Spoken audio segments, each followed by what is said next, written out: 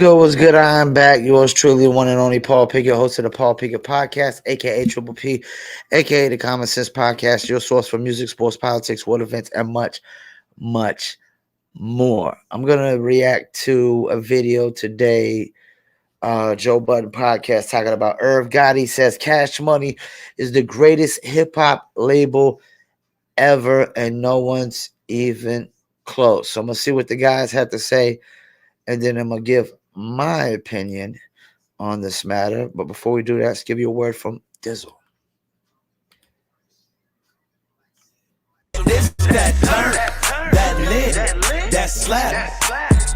It is that one, that everybody talk about Dizzle new drink. That's that turn, that lit, that slap. It is that one, that everybody talking about Dizzle new drink. They like.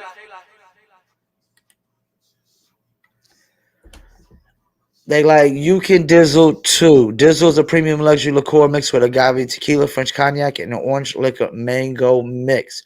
Just throw your Dizzle on ice, and it's nice. You want to order your very own bottle or bottles of Dizzle premium luxury liqueur, go to dizzlebrand.com, click on our locations, click on one of the top 3 website links. I recommend Emilio's Beverage. Must be 21 and over. Shipping and handling is included. Below that is locations in California, Oklahoma, Kansas, and Arkansas. Little Rock, here we come. All right, so let's get into it. Irv Gotti says Cash Money is the greatest hip-hop label ever, and no one's even close.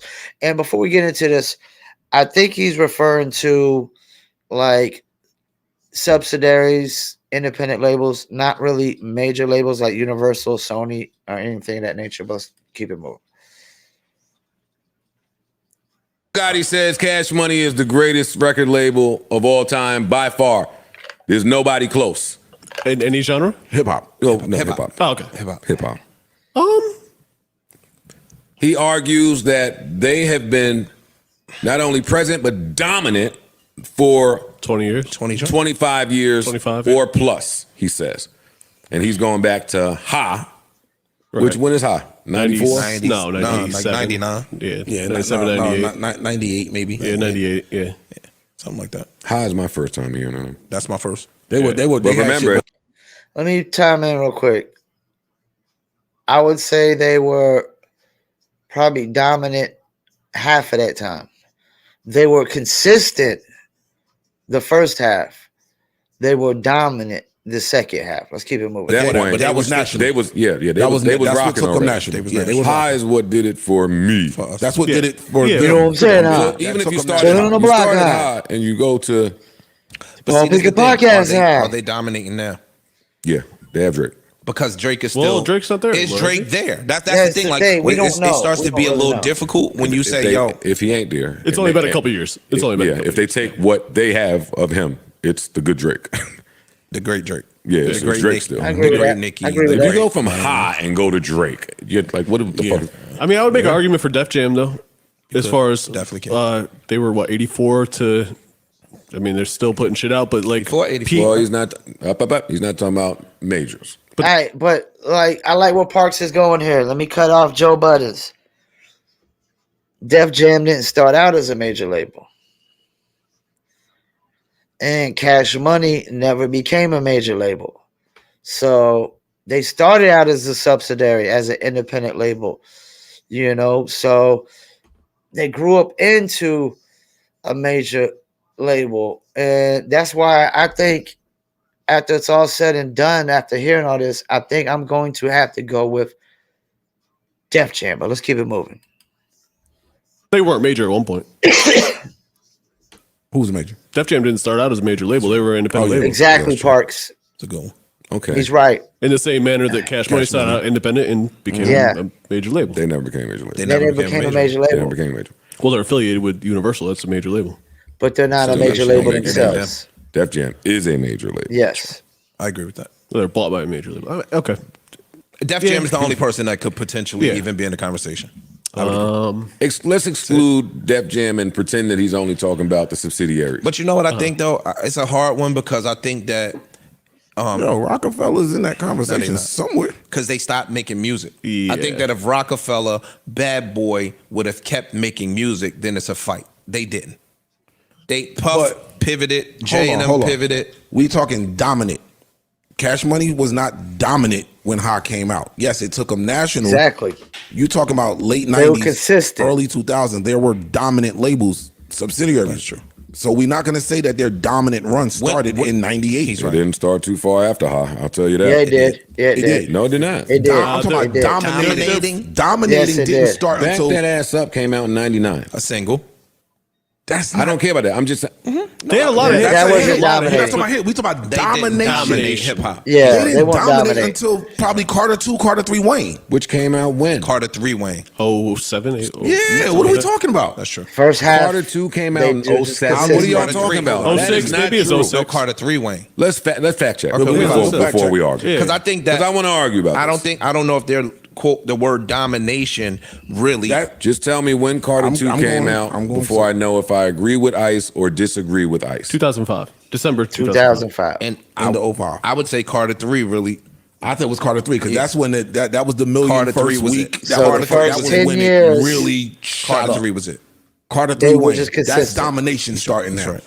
I would When that agree shit went platinum, what was it, first day or first week or something? Unheard of shit. agree with that. So that's when it starts. I agree. They won't dominate until like Carter I'm just 3. saying. No, I'm just saying, but that's where Now their let's level compare of years. Who do domination. y'all think challenges that? Because I'm not counting domination. I'm coming from inception to where you at. But who do you think But challenges in hearing that? Irv, that was Irv's really foundational thing was they had a longer stretch than anybody But Irv- else. See, that's where Joe Budden's just killed his whole argument. He says, I'm not going off of domination. I'm going off of inception to where they started to where they're at now. Well, then you got to go with Def Jam. Because Def Jam has put out far more artists. Some of those Cash Money artists weren't really that big. You know, once you get past Lil Wayne, Drake, Nicki, and the Hot Boys, the rest of those artists were really just average success.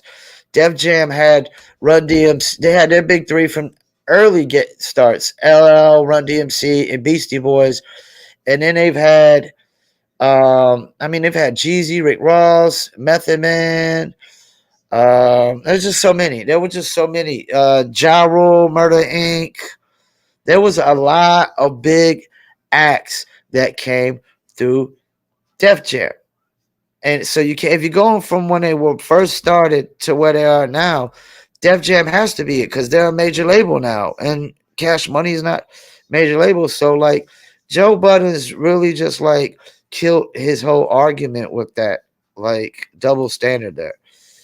He's talking as a record executive, and that's why I'm trying to get off Ice's point. Because as a record executive, if you drop high in 90, whatever that was, and every year you keep dropping slaps, or it's close to slaps. They have slaps. No, they have slaps. Definitely have slaps. Up until you get to Dynasty time, like what they did from Ha to 05. Rockefeller wins. That don't matter though. No, I'm saying Rockefeller. I'm not talking about in that window. No, I'm just saying. But see, that's what I was talking I'm not about. talking about in that because window. from Ha to 05, you could say Rockefeller reasonable was doubt. bigger. I mean, not reasonable doubt. Blueprint. No, before that, Hard Knock Life came out in 98. 97, 98. And then Jay-Z went on a 10-year level of I put hip hop on my shoulders. Juvenile and all of them were still making songs. Wayne and all was still making songs. Jay-Z was the pinnacle of hip hop from 98 until 09? I said until the Wayne run started. Yeah. Until the Wayne run So started. that's the same amount of time. And so at that time, nobody could deny that Rockefeller Records was it. I don't even know how Rockefeller got in this conversation. You said the as a label. subsidiaries. As a label. As a label. Okay, Jay-Z slows down around whatever year you just said, and now Kanye kick up. And now, and now I bring you breaking. That's What are you valid. talking That's about? valid. That's What valid. are you talking about, Joe? That's completely valid. I didn't even think It's about that. not valid, didn't yo. think And about I it. hate was to it not? argue timelines with y'all I because ain't think about College Dropout came out when he didn't kick up at 05, the end. 03. He didn't. Kanye 04, West did 04. not kick up. But Jay at was the still end of Jay-Z. No, but Jay was still that's Jay. a myth. I'm saying No, Jay was Just still overlapping, and Kanye kicked Yeah, up. Yeah, he took the did, 'cause baton. Dipset- He definitely took the baton. In 2000, He did because Dipset was popping on Rockefeller at the time. That's when Kanye really started taking off with the production. And as soon as he dropped his started, as soon as Kanye did Through the Wire, he took the baton and started running with it. 2009, them niggas bring Drake and Nicki to the front. And it was over. And it was over. It was over. Now, I'm not even really arguing with y'all. It was because over. I'm of the brain that I really could count Rock Nation for Rockefeller. That nigga just had to shuffle his business around. You can. He just had to Yeah. shuffle his business You around. can. They can't still. Rock Nation. I know that they're two different things. No, so I but won't they try still to- can't compete with nobody. Shit. If can't. you Hold up, counting hold Rock up, Nation with hold up. Rockefeller, Yeah, slow down. Rihanna. talking Yeah. J. Cole. We talking about hip hop. J. Cole. Rihanna- J. Cole. Rihanna don't count. I'm saying. Rihanna Nah, counts. Rihanna Rihanna counts. counts. Rihanna counts. Yeah. Rihanna counts. The same That counts way, in the run. Hey, the same way Ashanti counts for Murder Inc. Yeah. Yeah. That hip hop house. I got it. If you crack one, Keep going though. why? I'm just saying, my nigga, Drake, Nicki, and Wayne on the three-headed monster same was crazy. label are like having Luka, KD, and LeBron on your team. Like that is a hard thing to beat, my nigga. I don't give a fuck. Yeah, but he did it. He said it all wrong. Right now, it would be Luka, KD, and Giannis, not LeBron. But let me hear a little bit more, and then I'm gonna chime in. Here you go. I don't want us to argue about this, Irv. I'm not ready to submit to your thinking. Yeah, I don't know. can't. I don't know if I all the way agree with this yet. I was at first. I see you. All right, so yeah, let me chime in now. I don't all the way agree either, because if you take away Nicki, Wayne, and Drake, what's left on Cash Money? Not a lot to work with. Def Jam, I mean, like, I'm gonna have to pull it up. Def Jam. Hold up. List of. Oops. Oh, hold on. I gotta pull this one up. Let me grab my other keyboard. List of all time Def Jam artists.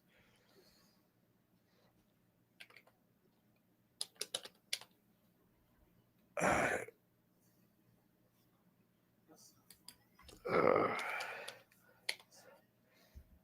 All right, so we got, I mean, like, oh my gosh.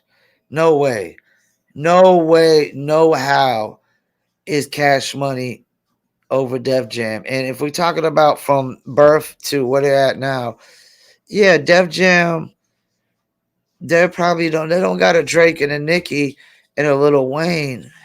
But when I name all these names, there's no way that Cash Money is messing with them. LL Cool J, Beastie Boys, Jay-Z, Public Enemy, Foxy Brown, DMX, Kanye West, Ja Rule, Redman, Jeezy, Rihanna, Rick Rubin, Method Man, Nas, Pusha T, Nori, Fabulous, Ludacris, EPMD, Frank Ocean, Jadakiss, Ghostface, Big Sean, Jenny Aiko, Jeremiah, 2 Chainz, Logic. I mean, these are some of now I'm getting to some of the newer names.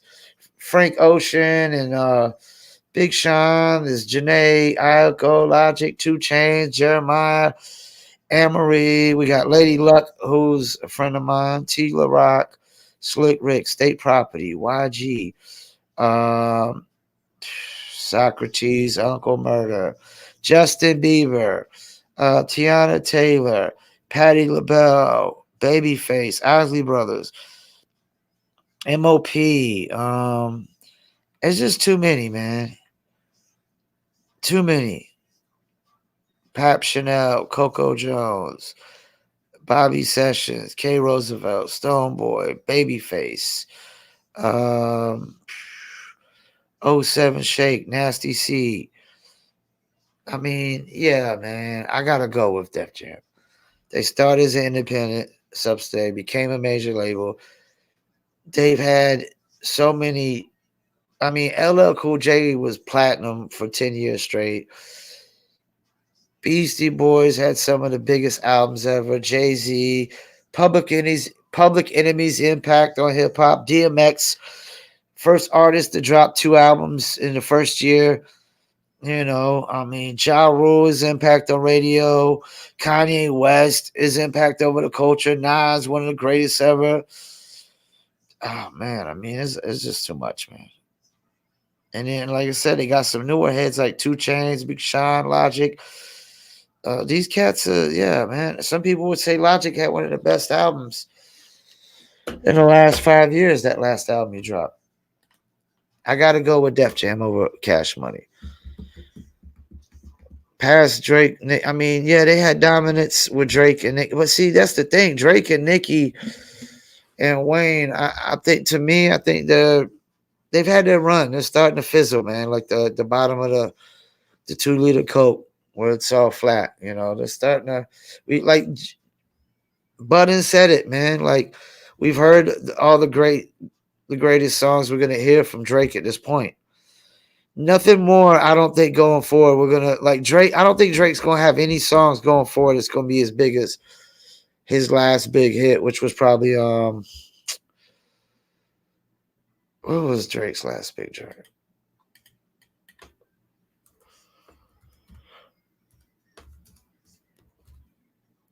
What was it? It was what's that last song he did? What was the last joint he did? Probably like